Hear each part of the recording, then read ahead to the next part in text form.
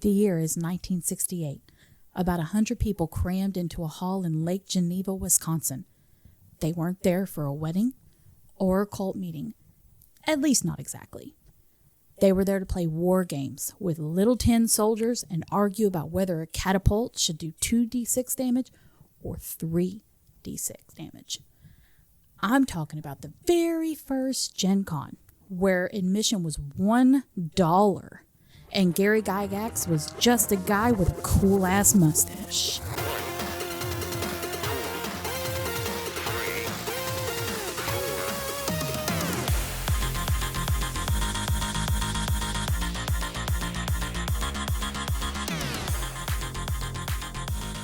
Hello, and welcome to another episode of The Heels Have Nerds. This is episode 29 that we are going to talk about Gen Con today. Me and Brittany just recently went. I say recently, but I guess it's been 2 weeks ago. Like 2-3 weeks ago. Yeah. But so we're going to talk a little bit about it. And we're going to talk about the history of Gen Con because I thought it was really cool. I mean, this is a place that had a start of a lot of big games like Magic the Gathering, D&D, Legends of the Five Rings. So I'm really excited to talk about some of the history that I looked up about. And so we are here in the same room, which is unusual because we usually do a lot of these episodes on Discord where we each have a mic, and we're back to talking into a can, but I'm trying to use a headset and Brittany's using my microphone. So hopefully this sounds okay. But let's get right into it. The good stuff. Yeah, I guess also an introduction. This is Brittany. Hi. That everybody hears me talk about but never sees. Yeah, he just talks shit about me. This is where he comes for his free therapy. Yeah, pretty much. Fair enough. I'm psycho-adjacent. Look, guys, she's real. So today we're going to talk about Gen Con a little bit. So Gen Con got started in 1986 with the co-creator of D&D, Gary Gygax. This was before D&D was a thing. He mainly just wanted to do this because of the war game scene. Yeah, like Warhammer and stuff. Back then, it wasn't Warhammer. It was a lot of chainmail and I'm trying to think of the other one that he did, tactical game with the soldiers. A lot of tabletop miniature games like that. But he wanted to do this. He created it, and he set it up in Lake Geneva in Wisconsin, and apparently about 100 people showed up. It was the first convention, and they sold tickets for $1. I would have loved for the tickets to be $1 this year. Tickets $1 right now would be amazing. It would be great. Yeah. But you know what? It wasn't too bad. You know, tickets this time around were $150 a person for all 4 days. We got 4-day passes. And they were $156, I think, exactly for 4-day passes. It's not for everything that you get and all the cool stuff that comes along with it. It wasn't too bad at all. No. So it really wasn't. It really wasn't. It'd be crazy if 100 people were also at Gen Con this year. It'd have been nuts. I would have loved it if only 100 people had showed up to Gen Con this year. It got a little crowded at times, but not too bad. Just a wee bit. Yeah. But they started this convention wanting to just it was more of Gary Gygax really wanting to hang out with people. Yeah, hang out with dudes. Yeah, hang out. So they started out in the small. It was the Horticulture Hall, is where they first held it. Oh, that's neat. And apparently, I guess, supposedly, Gary Gygax himself put a lot toward. I think they said it was like 50 of the like $80 it cost to rent the hall. He put that toward himself just to rent the hall. Is what I'd heard. And then, like I said, they had 100 people show up. He charged $1, so he's getting $100 out of it. Doing pretty good. Yeah, a little bit. Yeah. So the event did well, so they continued to do that. And in 1970s, he ended up founding the TSR, which is the Tactical Studio Rules, which is also the company that he used to publish D&D. which was 1974. But it quickly became a showcase for TSR, especially so they could show off D&D and get more people interested. The convention began to expand beyond the war games because they started doing D&D, board games, eventually card games. Apparently the attendance had grown by thousands. So we went from 100 people to now thousands of people. I mean, it's now in like the tens of thousands, so I could believe it. Actually, this year was over 70,000 people. Which I could see because they did Critical Role was there this year as well. And the stadium, I've been watching a lot of Critical Role. Yeah. But the stadium holds 79,000 people. Not to be confused with Critical Encounters, which was also a great podcast, but not Critical Role. I did on last episode. I was like, yeah, Critical Encounters announced a new season. And Steve was with us. He was like, oh, did we? No, just Critical Role. Yeah, I get Steve and Matt Mercer mixed up all the time. So Shame. So yeah, so they really started to expand out, and it started to get kind of crowded. So in the 1980s, they actually moved to Kenosha, Wisconsin, because they had outgrown the convention center that they were in. And then after that, in 1985, after the move, the attendance steadily rose from 5,000 people to 30,000 people. Just a tiny jump there, folks. Just one or two people here and there, 5,000 to 30, not a big jump at all. Yeah, so it hit 30,000 in 1995, which is crazy. I could not imagine handling a group going from 100 people and being like, this is a great fun thing, and then showing up and it'd be like 30,000. There are 30,000 people here now. But it blew out of proportion. During this period, it cemented itself as a premier tabletop convention. I guess that's when it really took off, and people. I mean, obviously, like it jumped from 3,000 to 30. Yeah, 10 times the people showed up. I would say that's probably when it became more of, instead of just kind of like a local or state thing, it became like a nationally recognized convention. Yeah. Yeah. Oh, absolutely. There's no doubt. I mean, as far as I know, it is the biggest tabletop convention in America. I'm not sure about anywhere else. I know it has sparked interest in other countries now, right. And there's actually multiple Gen Cons in other countries now. Yeah. So yeah, they sparked real big. It became famous for its major launches. We know a lot of the big titles. Magic is the number one. I remember that's where Magic got its first start. There's a rumor, and I don't know how much is true, so I can't say 100%. But something I had heard was that the TSR went to Garfield and talked to him about they wanted something to play at Gen Con, and he pitched a different game that was like some kind of robot game. Huh. And they were like, no, we want something that people can play at the convention between D&D, and that's when they got the 5 Magic. Oh, that's the cool. 5 Magic, which we know now is Magic the Gathering. Yeah. So he pitched this game. That's why it has a lot of orcs and elves. Is because it was related to D&D originally. So Wizards of the Coast, I think, now owns that. So they also own D&D. Like that group went over. And I think it might be Wizards of the Coast at the time that they pitched the idea. So, but like I said, this is just in the research. This is something I'd seen somebody talking on a video. Right. So, so we move on and we got to 2003, and the convention had grown so much. That's when they moved to Indianapolis, which is where it is now today. Yeah. The attendance had skyrocketed from our 20s and 30s now to 70,000 plus attendees, and that's a unique attendees in the recent years. Yeah. And now it goes it goes 4 days. Yep. And there was what, 1, 2, 3, 4 different buildings.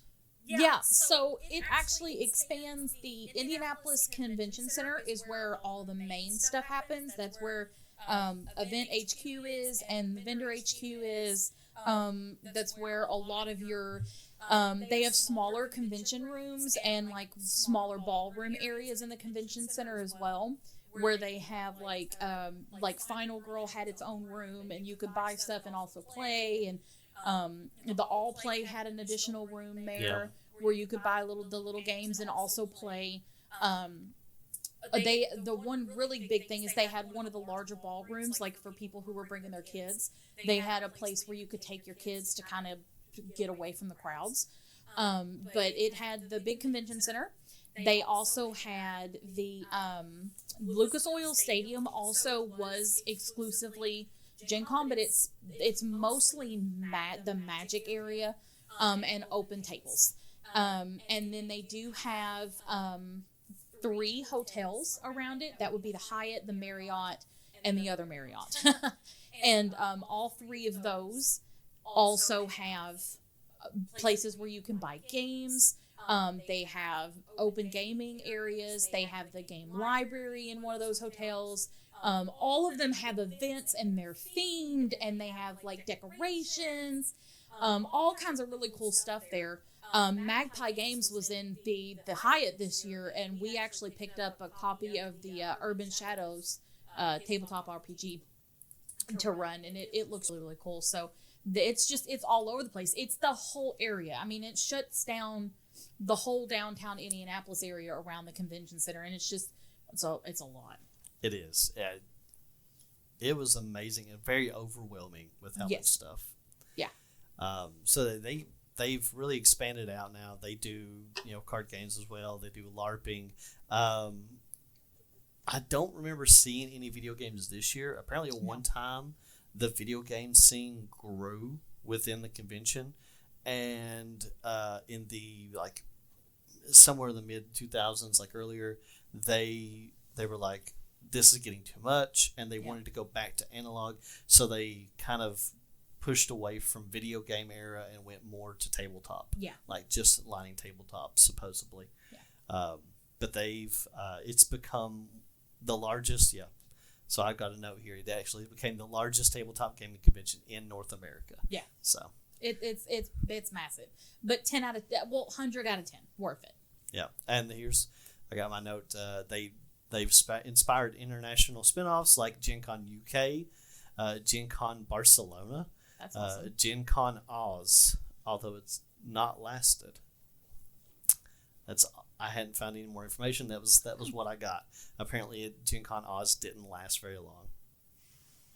But it was fantastic to get one. This was our first year going, so it was very, like I said, very overwhelming. Yes. I've had people that have gone in the past, and when I've talked to them, they were always like, all right, you need to do these certain things.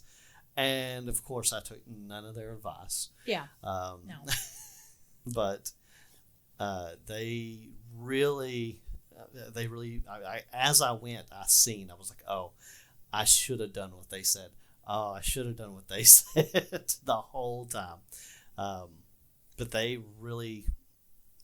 there are a lot of tips. If you know somebody who goes and they tell you to do something, do it. Yeah. That's my tip. Do it. Yeah. Yeah. So, I mean, that's really the biggest part of my history that I have. Mm-hmm. So we'll talk a little bit about our experience. Yay! That we had.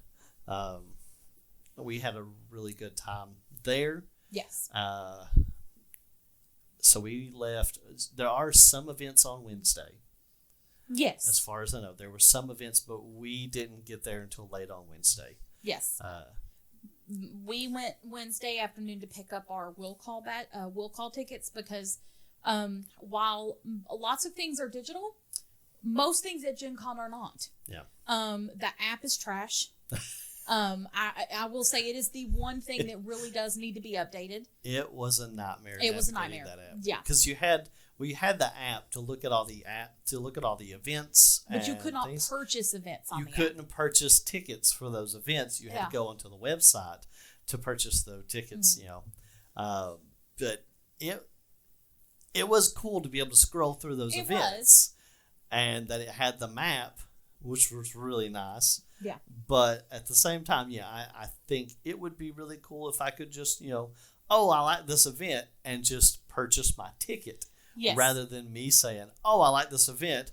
Let me go to the website, log into myself, try to refine that event again, and then purchase the ticket.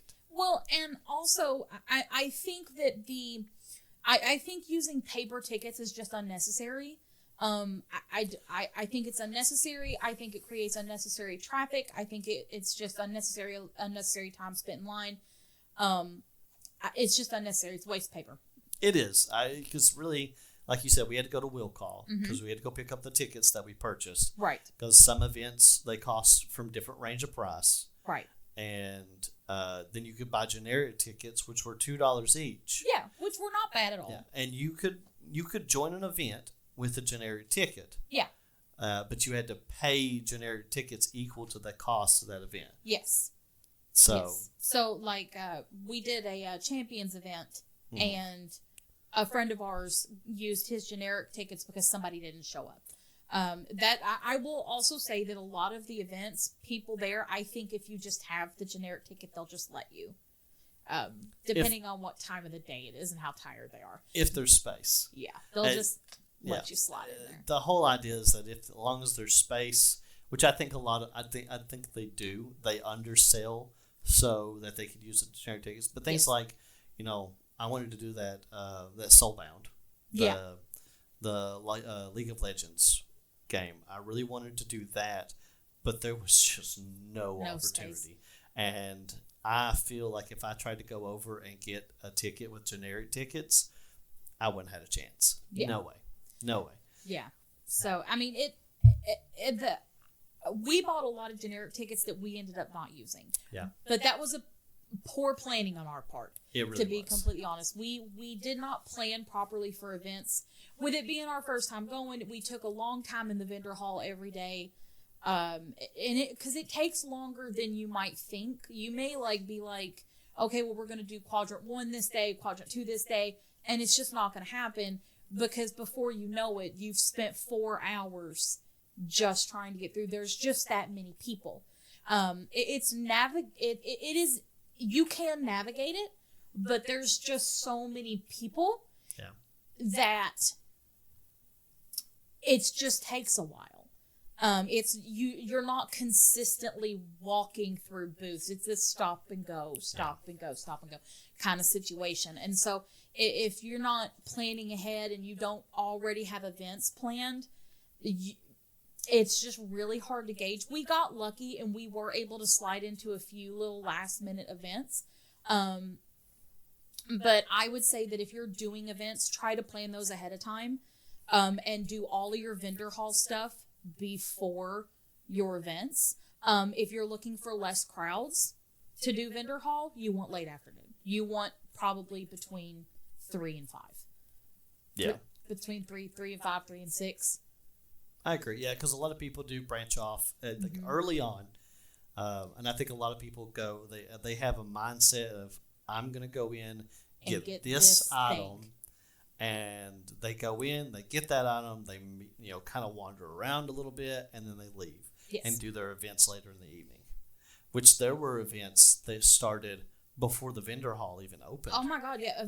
There were events that started at 7 o'clock in the morning. Yeah, because I looked at painting events. Yeah, and I was like, do I really want to get up that early? And you can game if you stay in one of the hotels, which is really hard to get into because they do a lottery because so many people. Yeah. There's just not enough room for everybody. But if you are at one of the hotels, you can game all night long. The convention center doesn't close during Gen Con. You can just do it all night long. They have events running up to 4 o'clock in the morning. So, I mean, it's dealer's choice. But those events sell out really fast. They do. Depending on what you're going for. Especially, I mean, like I said, the Soul The Bound. League of Legends sold out. Apparently, there's always a hot one that you got to jump into real early because everybody wants it. Yeah. Well, we had a hard time with Kincaid. Yeah, we did. There was only one spot, and we had to take it, and we just got lucky that they let Anna play it with us. We did. Yeah, she paid with generic tickets, didn't she? She did. Yeah, we did get a little lucky. It's like I said, I think they leave room a little bit. I would agree. For generic tickets, but at the same time, there are just events that I guarantee you that so many people probably, like I said, that Soulbound. I guarantee you there's so many people over with generic tickets they didn't have room. Yeah. Well, and there's just so many things that sell out because there's events other than the game events. There are. But like the event hall is as big as the vendor hall. So they basically take the big convention center, split it in half. One side is the event hall and one side is the vendor hall. Yeah. Did I say, event and vendor? And then the event hall just has tables just lined up and they're color coded and they have banners for all the games that you can play and they switch out kind of during the day with kind of what events they've got going on. And you can do all of that. And then they also have the events that are in the stadium, which is where Critical Role was. And that's where Maddie Lillard was. Which that event sold out faster than anybody could get we tried. But we couldn't get in to see that. We didn't get in to see the live D&D play. So there's lots of stuff. There's shows, there's events, there's playthroughs, there's workshops. Yeah. And there's so many things where you get stuff. Like we didn't get a chance to do it. We ran out of time. But like they were doing a Magic the Gathering where you got to keep your starter deck. They would teach you how to play Magic the Gathering and give you a starter deck. Yeah. So they were doing the same thing with Lorcana. Lorcana was a really big one this year for the TCG people. They had events all day long, just every hour on the hour for Lorcana. So, yeah. Yeah, they had tons of events they even had escape rooms and true dungeons, which I'm so sad we didn't do a true dungeon or I know we didn't get an escape room. We tried. I wanted to do it. They were open true dungeons that second day, I think, second or third day, but some of the people that came with us came late and they wanted to spend time at the vendor hall and it's completely understandable. Right. I was just so sad because the true dungeons, the way that Dave was one of the guys who went with us was explaining it to us. Like it's a dungeon. No, Pat was explaining it to me. Sorry, Pat was one telling me about it. That's who it was. I get mixed up. Who's telling me what? Pat was telling me like it's multiple rooms, and it's kind of like almost like an escape room experience. Yeah. But you're doing an adventure, D&D adventure, and you're actually rolling dice. Oh, that's cool. Yeah, and it was like you had to slay dragons and things like that. And it was super, it sounds super cool. And he said it was fantastic. But they were a little bit on the pricey side, but you could have up to 12 people and split that price up. So see, and that is another thing before we move on to other stuff. Move on. But we have not followed any of this little timeline that I set up. We've just went off script.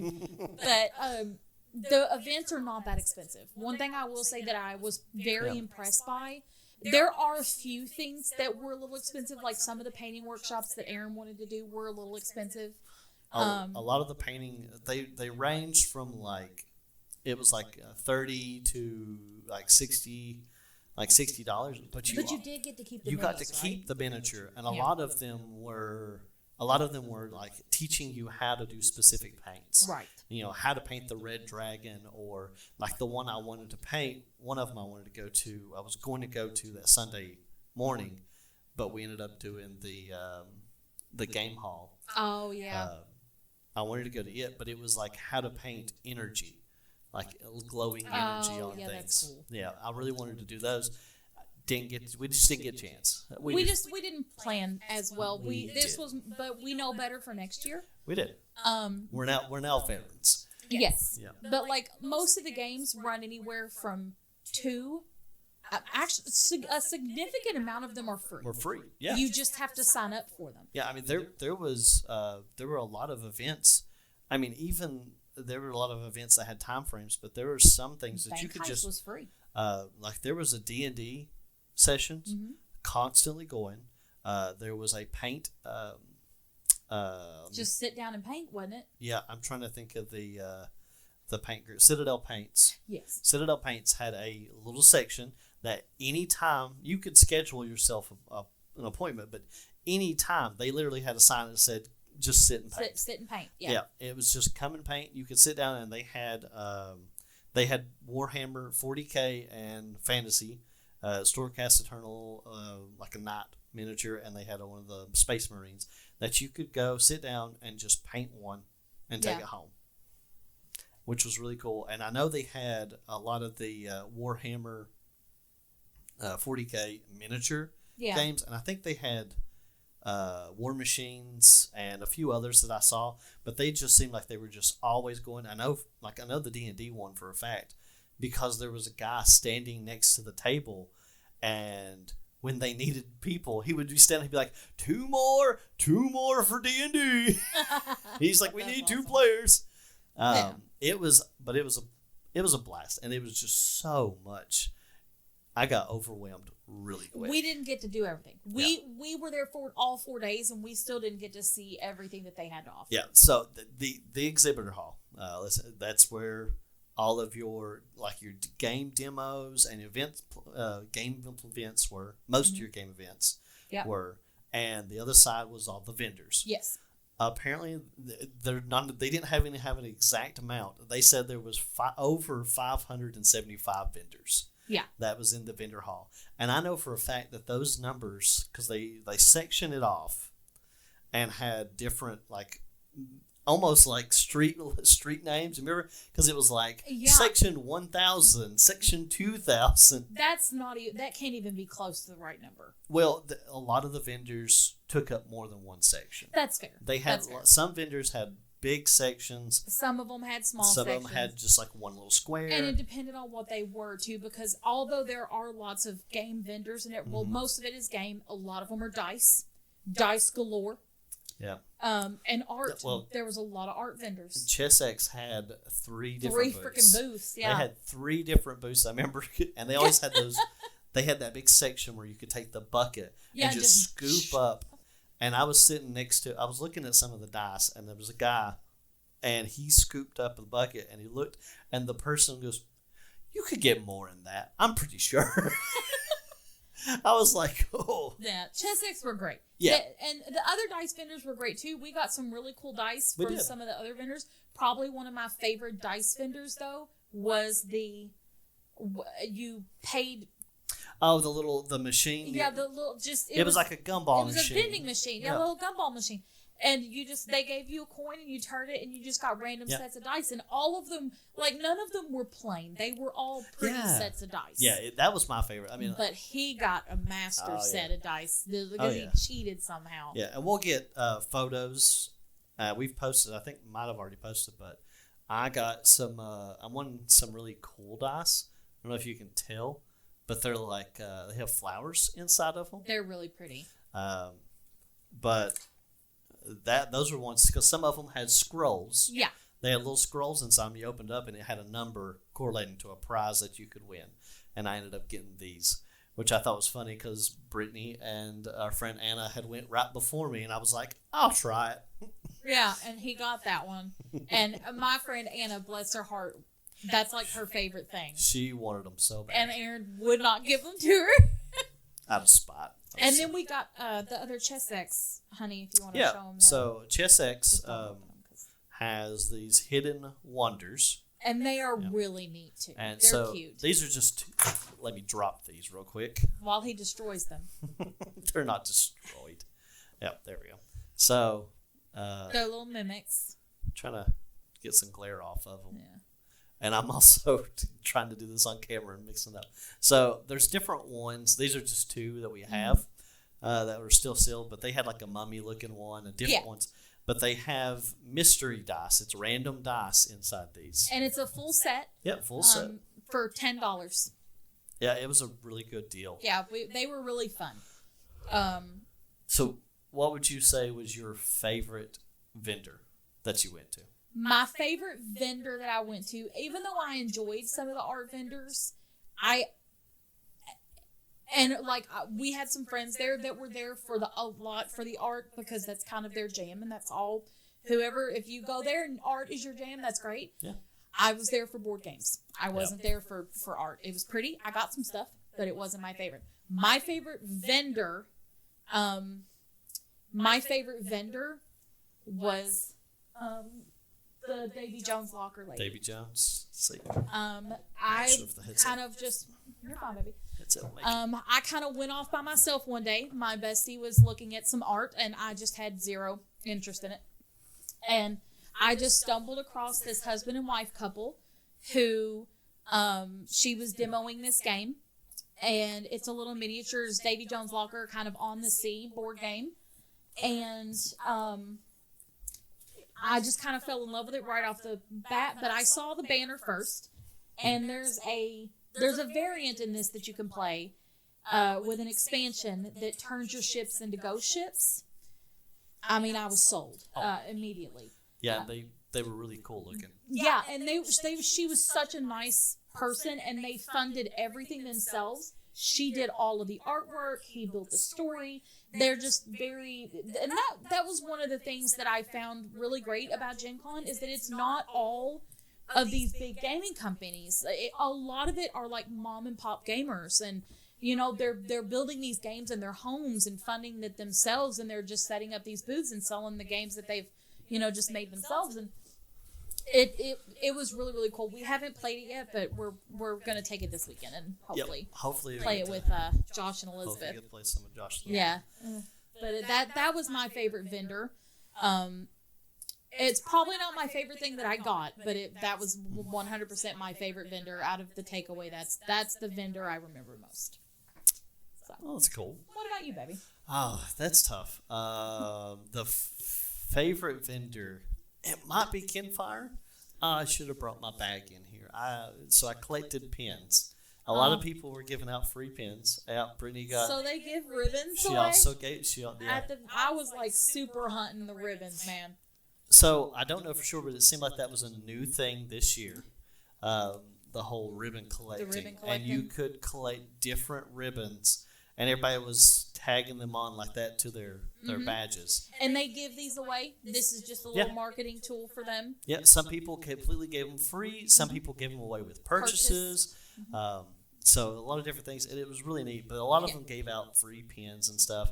I know you bought most. I bought a lot of mine, except for this little doodad here, which. So we're gonna go on a little tangent.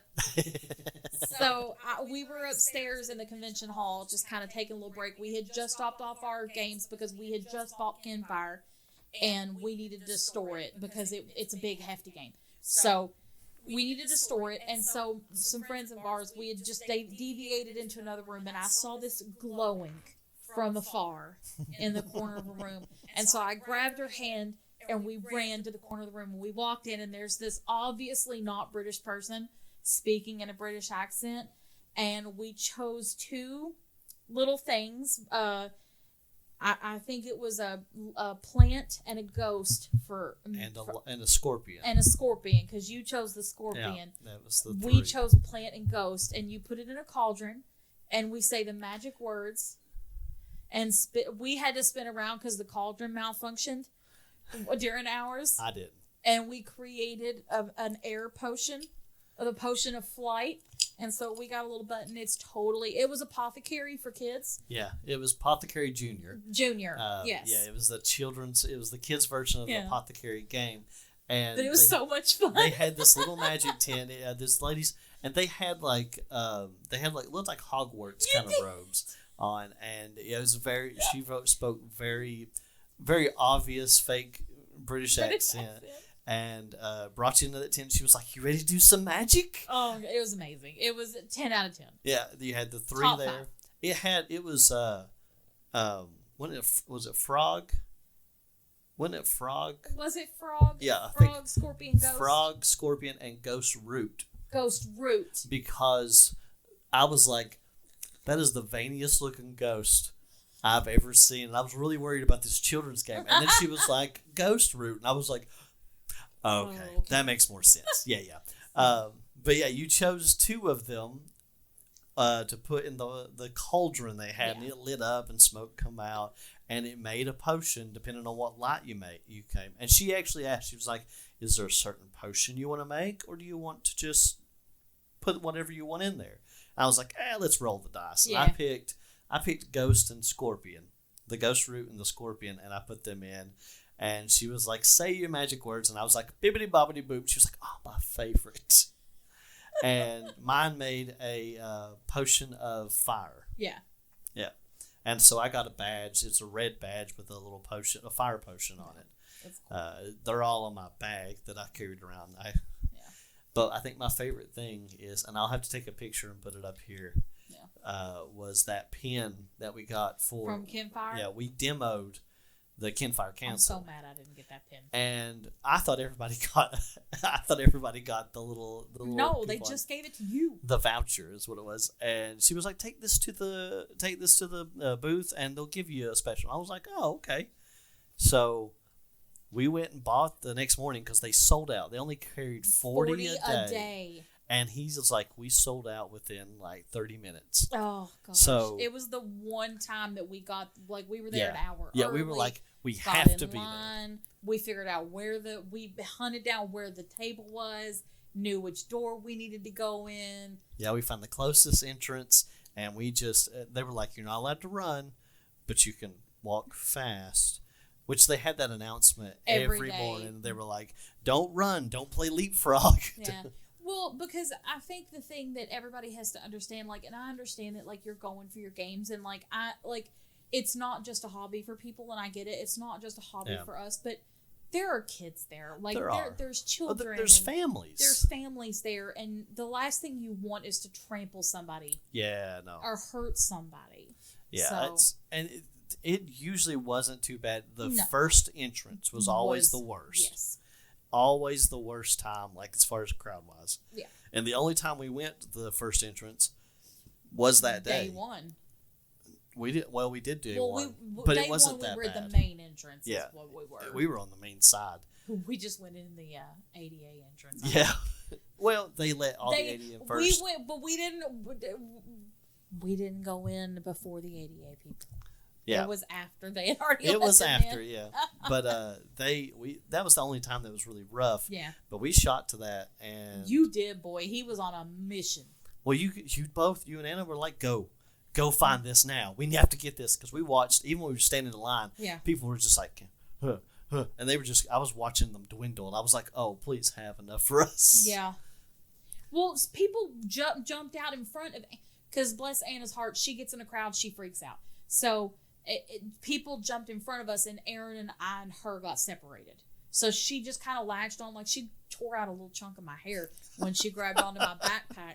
And so I got away from you and lost you, and I was manifesting that you would make it there. Yeah, so because I didn't want to have to try it again the next day, but I would have. By the time you guys got there, I think there were 3 or 4 people lined up behind me. So yeah. But we made it there, and I got this beautiful pin that says Seeker, and it's all shiny. It's really nice. I love it. It's probably my favorite. I'm so angry about it. My favorite pin, even though I went to the Necromolds booth twice, and they gave me 2 different pins for because I own the game already. Yeah. Because they always ask, they were like, oh, are you going to buy one of these? And I was like, oh, I already own the game. And he was like, oh, you get a pin for owning the game. I was like, okay. I had my backpack on. Yeah. And it was right there. He knew I got one already. So I was like, okay. So I got a different one. Yeah. It was great. But that might have been my favorite booth just because of that pin. Yeah. But I did like a lot. They had a lot of really cool booths there. And they demoed everything. Yeah. Just about anything you wanted to see, you could get demoed. There was one thing that upset me. And that was that Asmodee and Fantasy Flight didn't have any Marvel Champions. Yeah. They sold the core set at their booth, and that was it. They didn't bring any of the like character packs or expansions. Nope. Nothing like that. It was just the core set. And I was real upset about it because I wanted to go get a Captain Carter deck. That doesn't exist, but I'm manifesting its existence. We looked at maybe trying to get some more because we did the Loki Trickster Takeover event. Oh, that's a nice segue into events there, baby. So we did some events. Was fun. Yeah, we did, and we did an event with a stranger. We did, and we didn't get molested. The effort was an option. I never for a second was like, what if this guy molests me? Oh no, that was never a thought. Anyways, we did some events. One of them was the Trickster Takeover event for Marvel Champions. It was lots of fun. We had a blast. I played a Doctor Strange Justice deck because I'm a weenie and love that deck. So Steve tells me all the time. I did a Ironheart leadership deck, right? Yep. And it was lots of fun. That I put together with our minimum, our small card pool that we have. Yeah.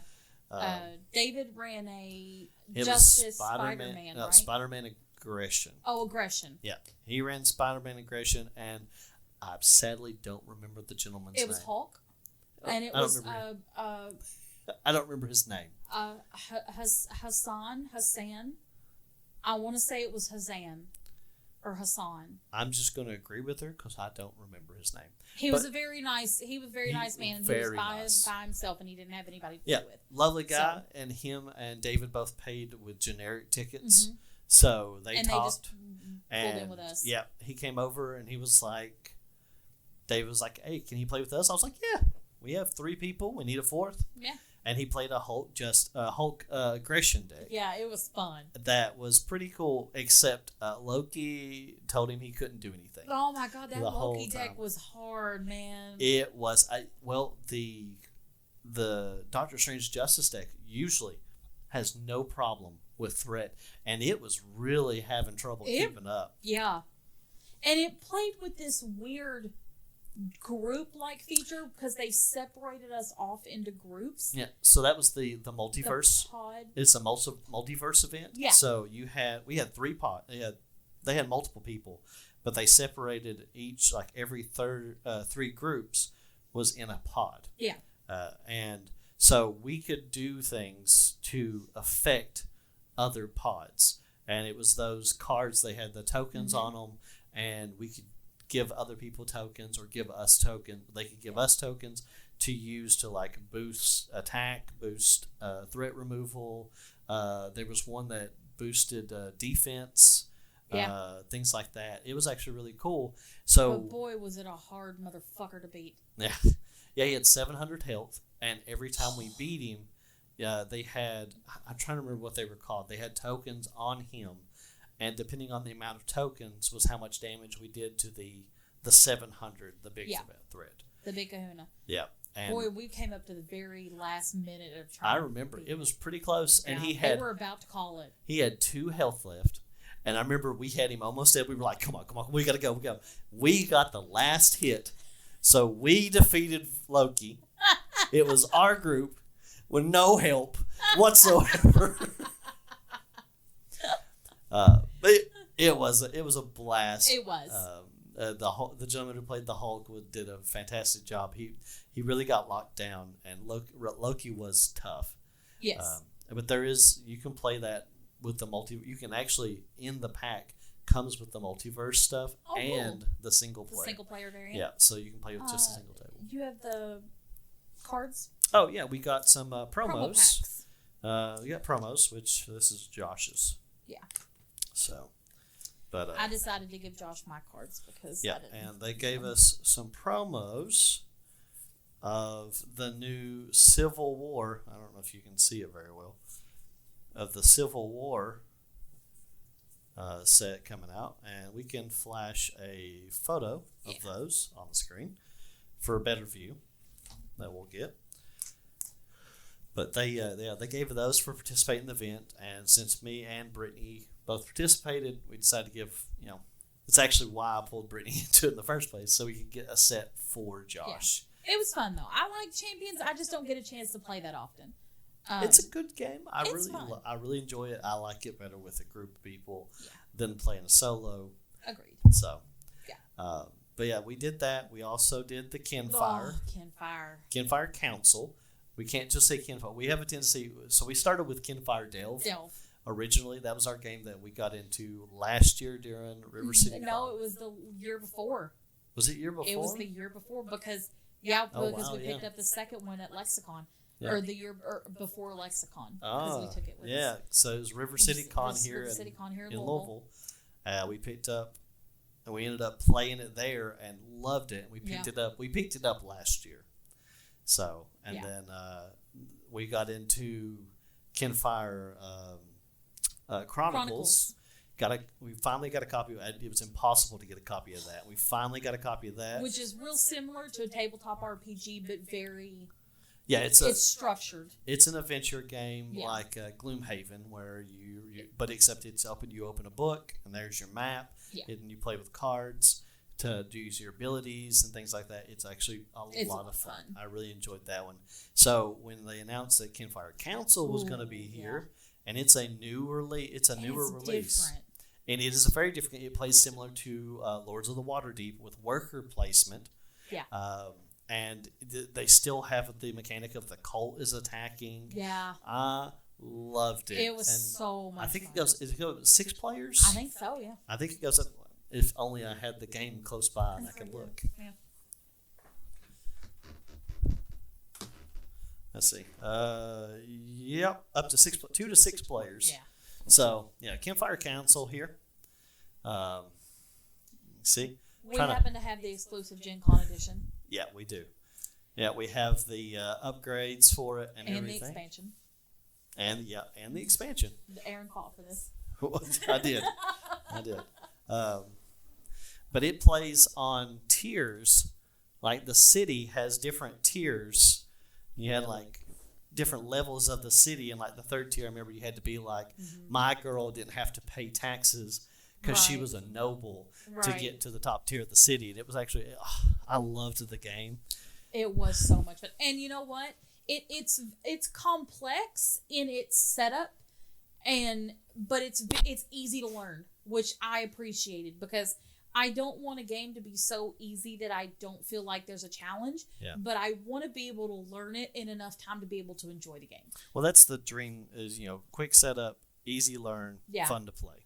And it was fantastic. That's one of the things I really, really, really liked about the events, is that almost all of them are learn to play. They do have some that are more intermediate, like all of the Arkham Horrors were intermediate. Well, usually, like even the Marvel Champions one we did, it actually said it was like intermediate. It was like need to know how to play the game, but it don't have to be perfect. But they always told you in the event description, it was like how hey, you need to know how to play this, or here's learn to play. You don't have to know anything about this. We'll teach you everything. Yeah.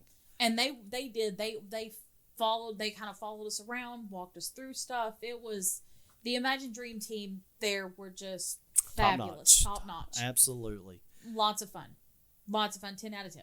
Yeah. And then we did the Game Geeks Board Game Geeks Hot Games. Oh, yeah, that was fun. The game library. Yeah, the game library, where we got to go up, and they just had a bunch of games. It was the ballroom in one of the hotels. The Hyatt. The Hyatt. And they had just a wall of games. It was awesome. That you could go and just pick a game and sit down and play. I think it was 3 hours. Yeah, we got to sit down for 3 hours, and we played 2 games. We played Fountains, which wasn't out yet. We tried to buy it. Yeah, it was fun. We enjoyed it enough. We tried to buy it, and it wasn't out yet. And then we played that Dragon, which I didn't enjoy as much. Yeah, it wasn't my favorite. No, and I don't think we were close to running out of time. We were really trying to hurry. Rushing to play it. So but the Fountains was fun, and that's a 10 out of 10. I will say I don't know that I would do the game library again, because I think you take 3 hours and you miss out on a lot of stuff. I just think I would rather do more events and learn how to play other games versus spending time trying to teach myself how to play a game. I can do that at home. Well, the thing with the game library is, like we were able to play Fountains, a game that's not out yet. That's fair. And we got to try the game without having to worry about buying it. Mm-hmm. We did go back we stayed at an Airbnb, and we got to go back there one night and play. We usually got back so late and everything that everybody was just killed. Because you walk a lot. Everybody was tired. We just usually went to bed. But we did go back one night and played the thing. So, but I think next year it's something we wanted to plan more. Was more like game time. Yeah. We're all old. We are. And never getting. And David's even older. Some reason not getting any younger. Yeah. So yeah, we did miss out on a lot of events that we'd like to do, but hopefully next year with a little more knowledge we can hit those up. And I played one more game that he didn't play, and that was Bake Heist. And it was so much fun. And a doctor created it, of all people, a physician. And it was so much fun. And he has an interview and he'll tell you all about that. But it was top. It was really fun too. Yeah, we'll get to that after this video. We'll actually have. I actually got to sit down and talk to him for a very short time, but I got to talk to him about the game he created and where he's from and everything. So yeah.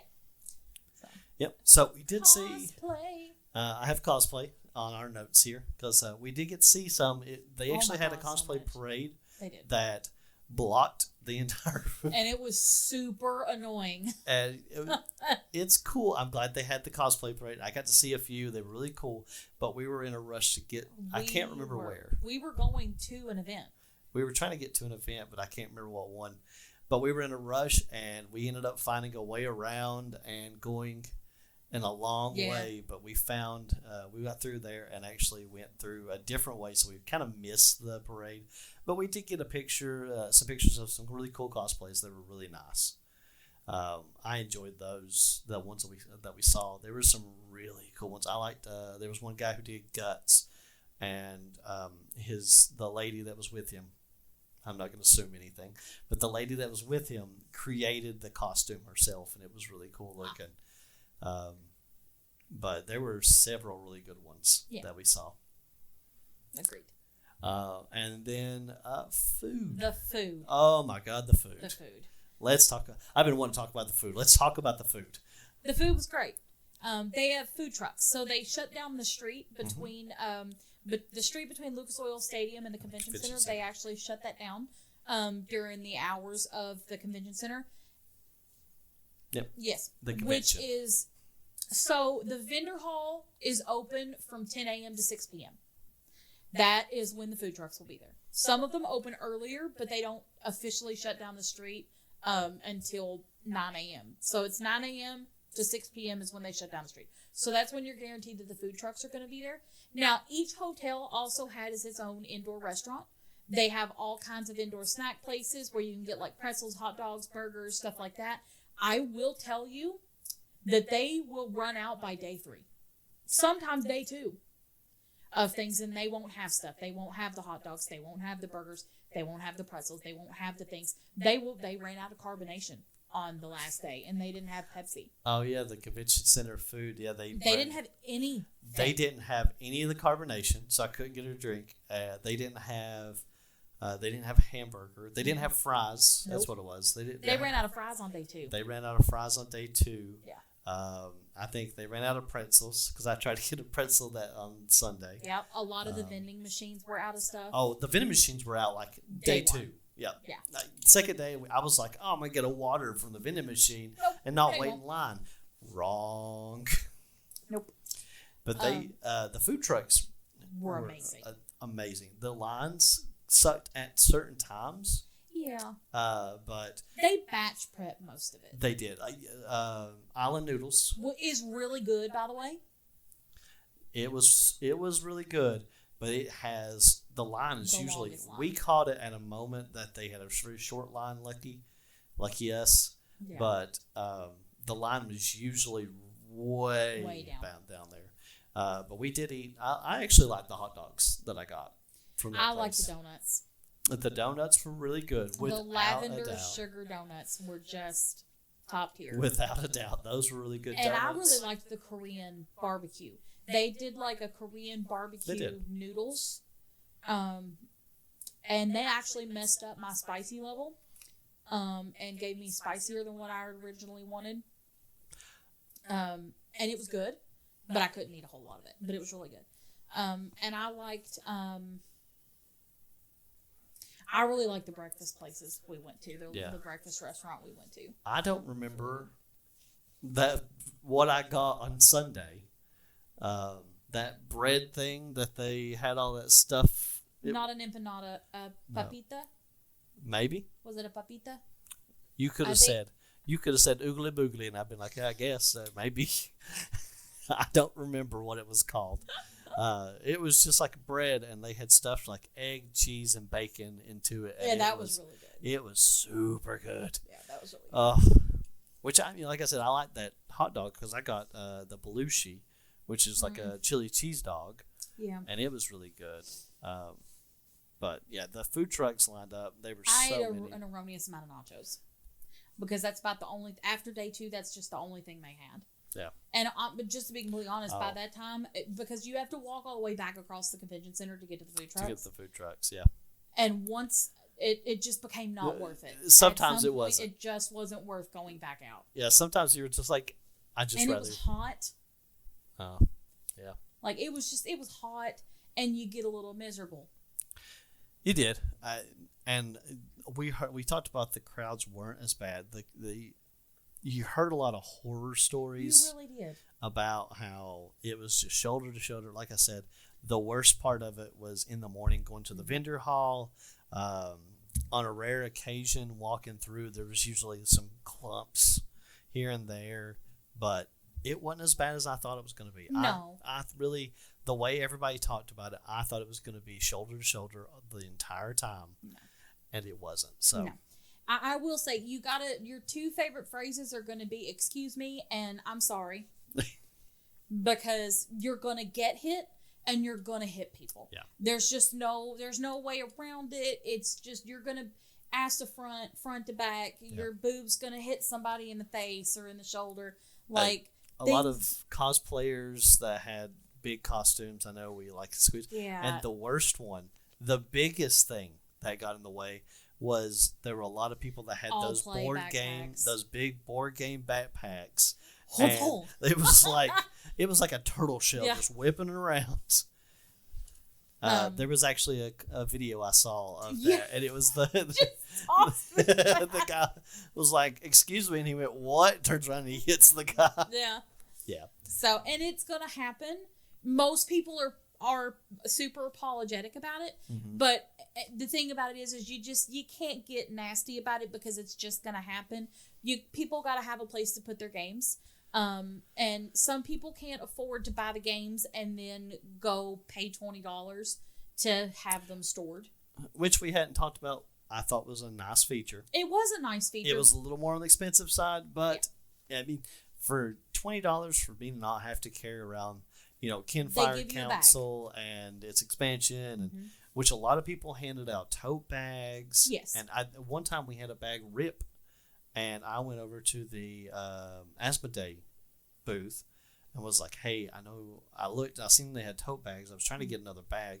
I was like, I know you just have tote bags. I had a bag rip. Do you have a bag I can use?" And she just gave me a tote bag. She was like, "Here you go. You can have one of these." I was like, "Oh, they're all super great." Yeah. So we got a tote bag that we were able to carry things around. Yeah.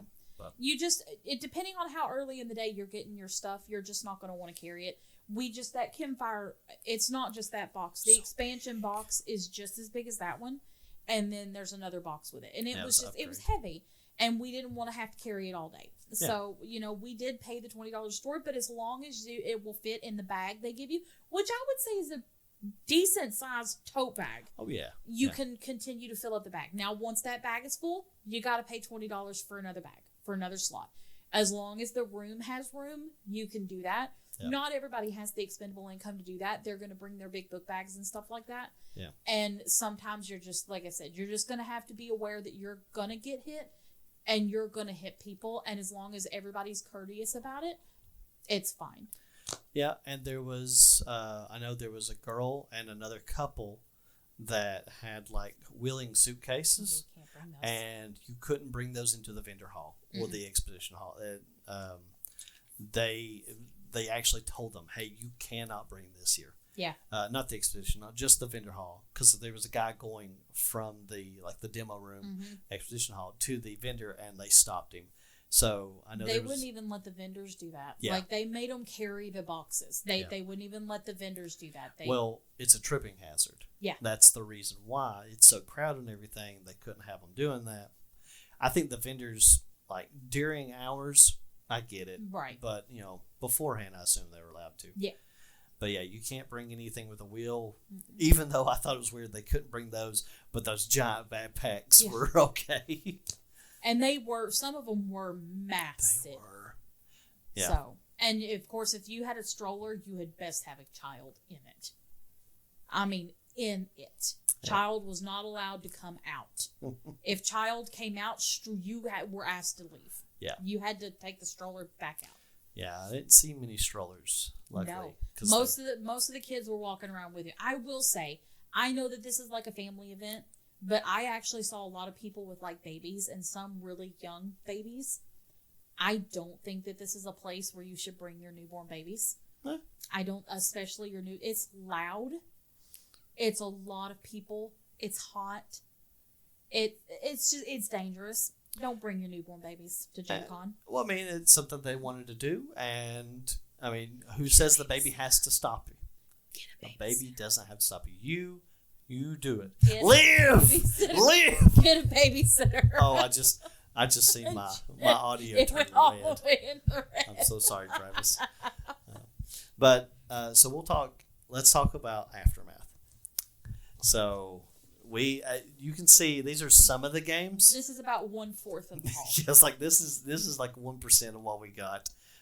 We took this big suitcase, which was probably the size of my body, this big blue suitcase, and we took a few board games, and I put some pillows, some extra things in it, and on the way back, we could not fit anything but board games in that suitcase. Well, no, I mean, we took if you know what a Subaru Crosstrek looks like, there were only 3 people in it, and you couldn't fit a hair in the back. The back was up, we left enough room so you could see, and then I sat in the back seat, and it was all touching me. Yeah. It was so full. But we had that big blue suitcase. We had so full. We had 2 different tote bags. No, 3 different tote bags that we all and my backpack that I had filled with board games that we had purchased from the. I have no self-control. It's true. She does. You show me something cool, I'm gonna buy it. But it was nice to get back home into a regular schedule, but it was a fun event, and I really loved it. And I loved seeing other games. I got to meet, I guess I didn't mention, I got to meet the artist for the Necromolds and talk to him for a short bit. I didn't do any kind of recording or interview. I went over to the Necromolds and got my second badge, and they were just like, yeah, this is the artist. And I was like, he was drawing things he had done commissions for people there. So I really liked getting to meet. I talked to a gentleman who had made his own board game, and I was really interested in it, and it was actually a good discount. I just wanted to look around more and ended up not going back. Sorry, guy who had made Infinite Dungeons. Your game looked really cool, and I liked the storage, which was we were actually talking about that at game night the other night. Was that because he was showing these really cool, like it had infinite tile sets and infinite story modes and infinite all these different combinations. He was like, you can never play 2 of the same game because of the way that the dungeon runs. And I was like, that's really cool. And he was like, and here's the storage. And I was like, oh. The storage got me. And I was really thinking about going back, and I ended up not. Yeah. And that is the thing. That's what I will say. That's a big part of why we spent.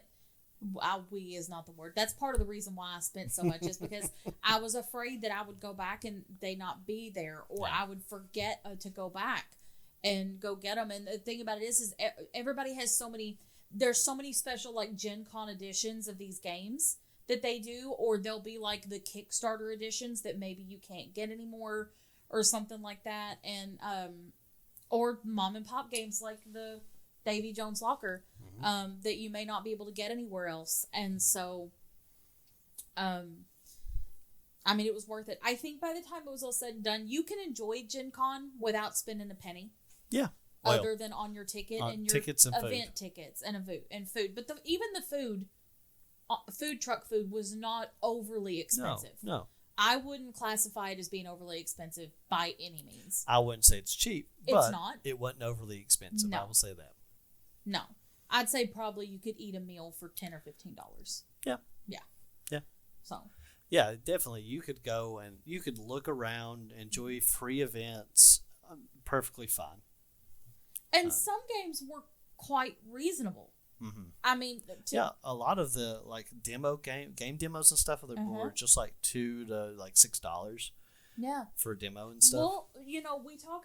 I know I keep mentioning it, but the Davy Jones Locker game, the game with the expansion was only $140, and that's got miniatures with it. I mean, it's a hefty little game. Small business, I would call, and it's a lot of the vendor booths. That's where you demoed it. Actually had demos themselves. Yeah. Like if there was nobody else there, you could easily go up and just be like, "Hey, what's this game about?" And they would actually kind of quickly show you, kind of run through what the game. Because I know, All Play had a bunch of demo. They had tables all over the place. Yeah. That you could go to. Yeah, they're also one of them that had like 3 or 4 different booths. Yeah. And you could go. They had tables for each of their games that you could go, and if there was a free volunteer there that they could help you, or employee. I guess I won't say volunteer. I don't know, but employee. They would easily help you learn how to play the game. And I think the same for the company that did Scream, which is what's it called? It's the werewolf. It's One Night Werewolf. Keeper. Not. Nope, I can't read it. It's too far away. It is Bezier Games. Yeah. Which this is a really cool little game. It's a Camper versus Creatures board game. I just realized card game. I unstuck my shorts because it's really neat, and it came and see like a lot of them. Like this one came with little promo packs. There's a glare because it's still in plastic, but it came with promo packs, and it's a spoopy game. I love spoopy. So I'm all about the spoops. Yeah, that game was based on like your slasher films, and the idea was that you wanted to have a camp scene with the most haunted campsite was what it was. And this game was $15. Yeah, nice little travel game. Yeah. It was super simple. It was nice. The other one was Goats. Mountain Goats was 20, I think. Yeah. Gloomies was 30. I want to say 35. Something like that. Like, it's not... No. It wasn't too bad. No. Like, we got a lot of stuff, and by the time it was all said and done, it definitely... I think I had budgeted $500. That's what I had budgeted, and I had to double mine. Yeah, that was food and anything I wanted to do during the events and anything. And I had no problem staying in that budget, personally. But I also didn't buy every game I saw. But go big, go it's definitely something I would say if you ever get the chance, definitely go. If you're able to, go. I enjoyed it because when we first mentioned it, I tried to talk him into going to like a lesser group because I was afraid, because I like I said, I heard all the horror stories of the crowds and but we had went to Lexicon and we had done okay. We had, and it was fine. But I have to say, I don't regret going to Gen Con. I loved it, had a great time, and I think if it should be a bucket list item that people should experience. It's something that people should get. If they get a chance, they should go. Agreed. Yeah. Especially if you're a board game nerd like us. Especially if you're a analog gamer that likes tabletop games, board games, RPGs, LARPing, anything of that sort. Good food. And which, I mean, technically, I guess you could go enjoy the food trucks if you just want to drive to Indianapolis during that time. We had some friends that stayed with us that totally did that. Yep, we did. They didn't go to the convention. Suckers. Yeah. All right. Anything else you want to add? Nope. I think that's it. I think we've rambled about Gen Con. For a hot minute now. So it was absolutely worth it. 100% definitely should go if you enjoy anything like that, you can do it on a budget, on a small budget. You know, if you're selective about what you buy and try before you buy. Yeah. Absolutely. We knew kind of going into it what we were very specifically there for, which was counsel. We kind of knew before we had even left, the moment that they were going to demo that game, that we were probably going to walk away with it. Oh, yeah. So the other games were just FOMO for me. My tip is, if there's something you want to buy, try to get it within the first 2 days. Yeah. And then enjoy the experience of the events and other things the rest of the time. Yeah. Because I guess we talked about earlier about how Kinfire sold out quick. Necromolds, I tried to go on Saturday, and Necromolds was sold out of almost everything but like 1 or 2 packs. Yeah, they didn't have a whole lot. Yeah. Yeah. So, and everybody's friendly. Don't be afraid to go up and just talk to people. I mean, they're very excited about their games. Even when it's on day 4, you can tell that they're tired and all that kind of stuff. And some people run sales on that last day. They don't want to take any of their stock home. So, but everybody's very friendly, and we had 0 bad experiences with anybody. Yeah. Anybody at all. Yeah. We even had a few people come over and sit down.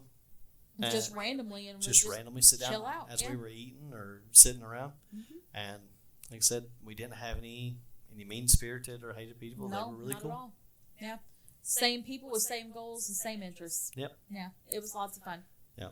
Would do again. Absolutely. I think we already plan on doing next year. Oh, 100%. So. I mean, it's sold. Honestly, we'd like to get in the hotel lottery next year if we could, but I think we just have too many people that I think are going to go that there's no way we'd all get the hotel lottery. Yeah. So. Well, I think we will wrap it up there. All right. We'll lead into our interview with Chris from Lonely Hero Games. But Brittany, do you want to give a shout out to where people can find you? Oh, people can find me all over the place. You can find me on Facebook. Especially when I cut up and hide the bodies. Oh. I mean, we all know out of the two of us who's most likely to go cut up a body, and it's me. Yep. It's when I got rage. I'm sorry, I've interrupted your shout out. Go ahead. It's okay. Where can people find you? You can find me all over the place. You can find me on TikTok. You can find me on Facebook. I'm not a podcaster. It's empty. I'm not a podcaster or anything like that, but I bake. I do stuff on Etsy. You can find me on Etsy at Cozy Coasters by B with all kinds of cool designs. I just released some Taylor Swift stuff. Taylor Swift's got her new album coming out. Woo. Probably be out by the time this episode comes out, but we'll see. And you can find me at The Toasty Oven on TikTok. You can find me at The Toasty Oven on Facebook, or just Brittany Johnston on Facebook. Either way. If you need cookies or any kind of baked goods, you can find me there, but I can't ship them worldwide. So you people who listen from Russia, I can't send them to you. I'm sorry. So, only U.S. Yeah, only U.S. people. Yep. Sorry. Actually, only the greater city area that we live in. It's getting smaller and smaller. All right. Everybody, thank you for watching, and I hope you enjoyed the episode, and we'll catch you next time. We're going to take it over to me. You got a point. All right. I'm here with Chris Kincaid with Lonely Hero Games. And he made a game on Bank Heist. And we just want to sit down and talk to you for a few seconds what we got. So tell me a little bit about Bank Heist. Bank Heist is a kind of a hidden identity social deduction game for 5-day players. Came out in 2019 after a successful Kickstarter. It's one of 2 games we have out and about, and we have another one coming out soon, Beneficus, a secret game of psychics. But basically it's a crew of criminals robbing a bank at night, and as you rob that bank, you come to find out there might be an undercover agent who's trying to stop the robbery, or a rival gang member who's going to help the robbery, but then take you out before you get to the hideout. Pretty fun, played a lot. The Deceptively Social Gaming Group plays it here and here at Gen Con and also at Origins. It's been pretty well received. We sell it all over the world. That's awesome. I'm really excited to try it out. I think we got a copy. So you work with what company was it? Lonely Hero Games. Lonely Hero Games. Yeah, which is basically me and one other guy. Oh, wow. The best thing company. Yeah. So we like to highlight all these local people. You're from the area in West Virginia? Yes, we're from West Virginia. In fact, our second game, Hungry for Humans, is a very West Virginian game. It's kind of a love letter to the state, featuring West Virginia cryptids, restaurants, and food. Oh, that's right up our alley. Especially one of our guys, Josh. He loves Cthulhu, loves the cryptid stuff, loves that kind of stuff. So I'm really excited to play that. And that's awesome. So what drove you to design the game? Well, my friend and I one night, we were having a game night and invited a bunch of people over. Nobody showed up but him.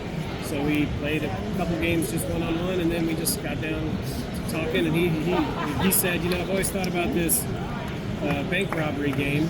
And we played Secret Hitler, but there were a couple things we didn't, we thought, hey, there could be more, We played other social deduction games and had our things we liked, things we didn't like, so we tried to combine a lot of the ones we liked. Ours is a little different because there's no eliminations in the very beginning. Only in the very end is there anybody eliminated, so you're never just sitting around watching other people play. Also, there's 3 faction in ours. Some games only have 2. We thought it gave it more depth and a lot of in-game transformations. So just wanted to kind of add to the genre because we really liked it, but also give it a little something it didn't have. Oh, that's awesome. So I love the stuff you do. Yeah. It's a lot of fun. I picked up a lot of like Avalon. Oh, yes. There's so many good ones out there. Yeah, Werewolf, all the we love this campaign. So I'm really excited to try this out. So you got a new game coming out. When was it? So I think we're trying to launch a Kickstarter around October for Beneficus, the secret game of psychics. It's also sort of a social figure out who's who game, a little different than a direct social deduction. But I think it's something people are going to receive well. That's awesome. I'm really excited about that. So, can we buy this online anywhere?